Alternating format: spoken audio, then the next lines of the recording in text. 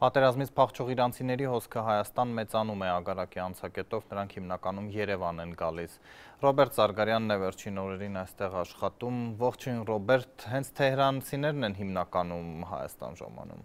Բարի օր Կարլեն, շարժը ամբողջ օրը այստեղ անցակետով շարունակվում է, հենց հիմա էլ մեկ այլ խումբ հասավ դեպի այս կողմ, հիմա նրանք հենց իմ կողքին են։ Երեկվանից այս շարժը ըստ էության չի փոխվել, միակ այսպես էական փոփոխությունը այստեղ էլ ավելի մեծ թվով հայ տաքսիստներն են, ովքեր հենց միանգամից, երբ իրանցիները անցնում են անցակետից այս կողմ, փորձում են շրջապատել ու գին առաջարկել,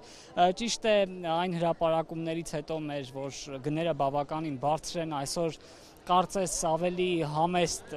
գներ են պահանջում Երևան հասնելու համար, ինձնից ավելի հետ անցակետի այն կողմում կիլոմետրերով հիմնականում իրանական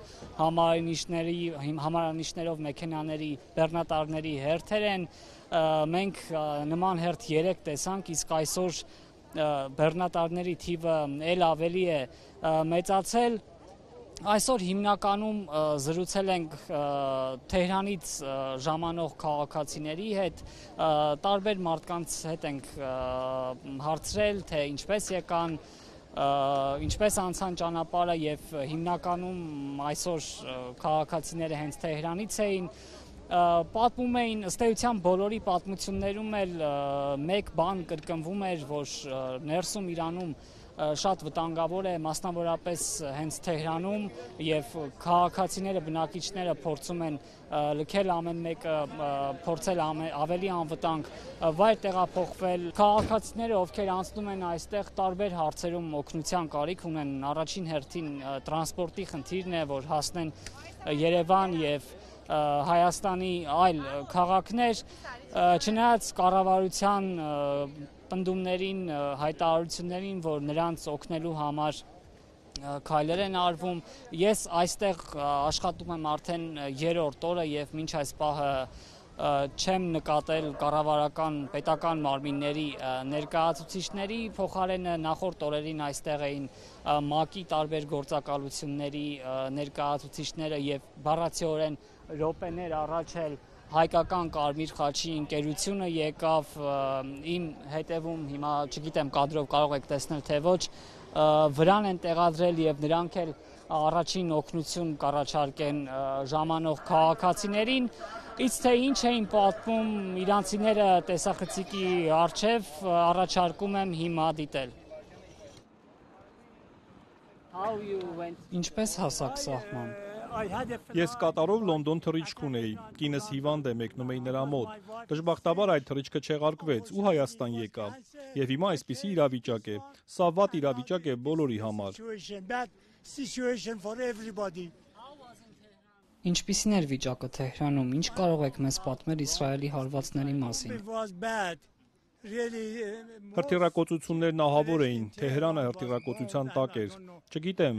եւ հիմա հեռախոսով ինձ ասացին, որ 3 երեկոյան հրթիռակոծությունները ավելի շատ էին։ Ինչ եք կարծում, ինչ է լինելու դրա վերջը։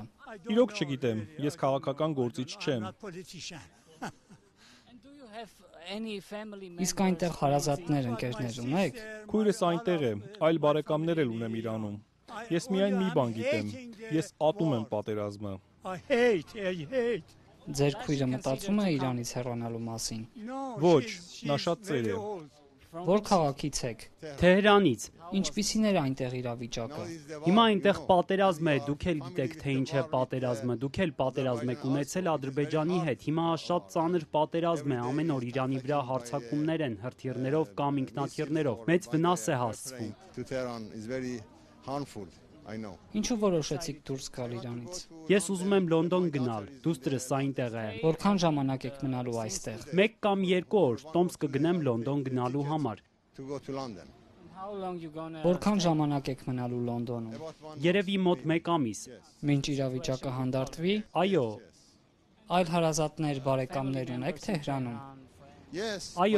Այո, իմ որդիները եւ իմ ընտանիքի մյուս բոլոր անդամները Թեհրանում են։ Նրանք մտածում են երկիրը լքելու մասին։ Նրանք նախընտրում են մնալ Թեհրանից դուրս, անվտանգ լինելու համար։ Քաղաքը հիմա դատարկվում է։ Ոչ, չի դատարկվում, բնակչության մոտ 1/3-ը մնում է այնտեղ։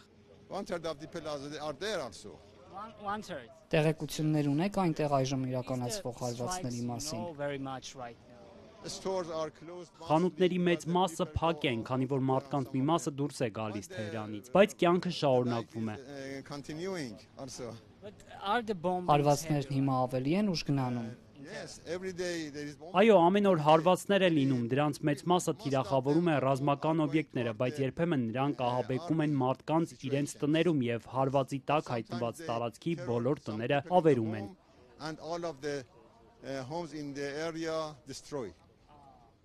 Ձեր բնակության վայրի մոտակայքում հարված եղել է։ Այո, հարվածը եղել մեր տնից մոտ 100 մետր հեռավորության վրա, հրթիռների հարվածից մոտ 100 մարդ սպանվեց։ Բնակելի շենք էր։ Այո, բնակելի շենք էր, մեր ատոմային գիտնականներից մեկը ներսում էր։ Նրանք ուզում էին սպանել նրան եւ սպանեցին։ Եվ ինչ եք կարծում, ինչ կլինի այս ամենի վերջը։ Ոչ ոք չգիտի, եթե Ամերիկան չմիջամտի այս պատերազմին, հուսով եմ այն կդադարի, բայց եթե Ամերիկան միջամտի, պատերազմը կտարածվի Պարսից ծոցի բոլոր երկրների վրա, իսկ դա շատ վտանգավոր է։ Բոլորն են դա գիտակցում։ Իսկ ինչպես եք գնալու Երևան, գտաք որևէ մեքենա։ Ես ուզում եմ մեքենա գտնել Երևան գնալու համար, բայց ուզում եմ նաև ուղեգիծ գտնել, որպեսզի ավելի ցածր գին վճարեմ։ Որքան եք պատրաստ վճարել։ 20,000։ I don't know. I paid in Iran and I bought it.